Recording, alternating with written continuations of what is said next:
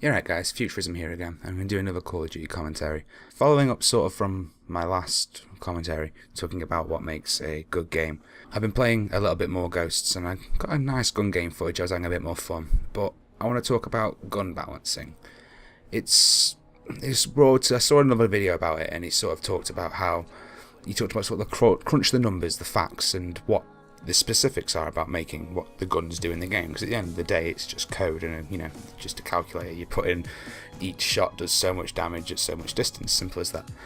But watching back my gun game, I noticed that it doesn't really make much difference what gun you're using in Ghosts. It was very, very, and I think that was a big problem that people had with Ghosts. That pretty much every gun was like 2-3 shot kill, and you could get clipped in the back when you were running around the corner. You get wall banged by pretty much anything. And I think that frustrated people because it sort of took away some of the skill of accuracy. You could just tear and spray across the screen, and hopefully you pick up 1 or 2 kills.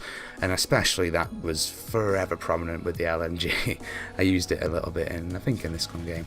And it's just, it's so overpowered. It's like firing an automatic sniper rifle with no recoil. It is ridiculous. I think this was such a big thing in this game that it didn't really give any variance between the gun, as in it didn't really matter what gun you were using. If you were using a sniper or assault rifle, it really didn't matter because you can pretty much pick a kill up from anywhere. And at the end of the day, in every game, there's pretty much a select few guns that people only use. And I just stood by that, and I thought that was pretty much seemed the case. I went back through some of the older Call of Duties and basically looked at what guns are in there, and I looking up through the original Call of Duty and Modern Warfare 2 and stuff. The amount of ARs, I know the FAMAS was a bit overpowered, but you could use pretty much anything. Type 25s and stuff, M4s.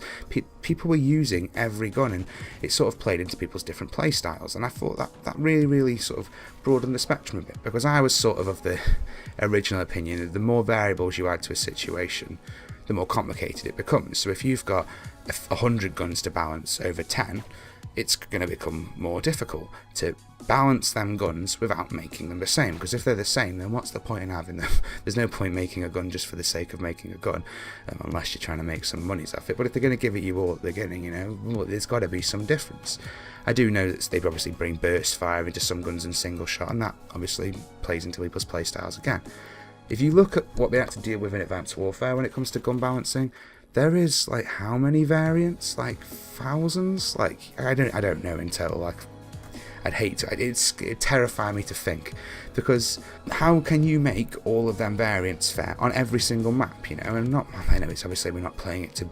It's not like an industry standard we're looking for, but it needs to be fair. Otherwise, what's the point in playing it? Because I sort of made a point in my last commentary that we don't play guns anymore for fun. It's playing to win. You know what I mean? We're playing against people and we're trying to outsmart the other person. And if they're at an unnecessary advantage, which is what supply drops do, you're already removing that.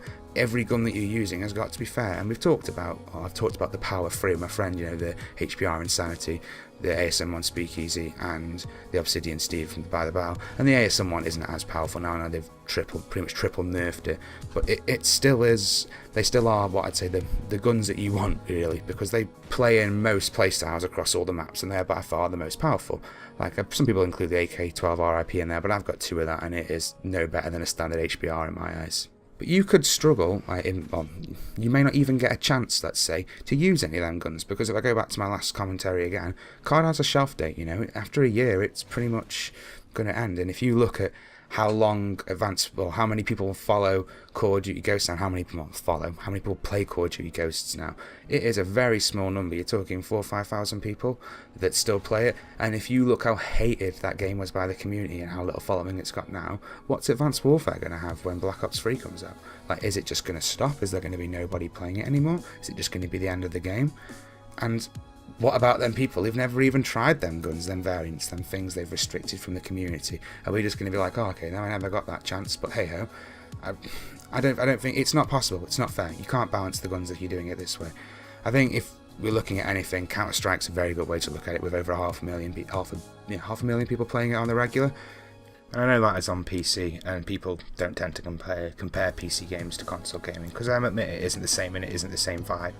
But I think their simple yet effective loadout structure and their game types just make it more appealing to most gamers nowadays. Yeah, it's much a fairer system. But I think that's where I'm going to end it today. If you have enjoyed the video, please drop me a like. It does really help the channel out, and it does let me know that you are enjoying the content that I'm popping out there. Also, get involved in the comments. I do like some discussion down there. This is only my opinion, and no one knows everything.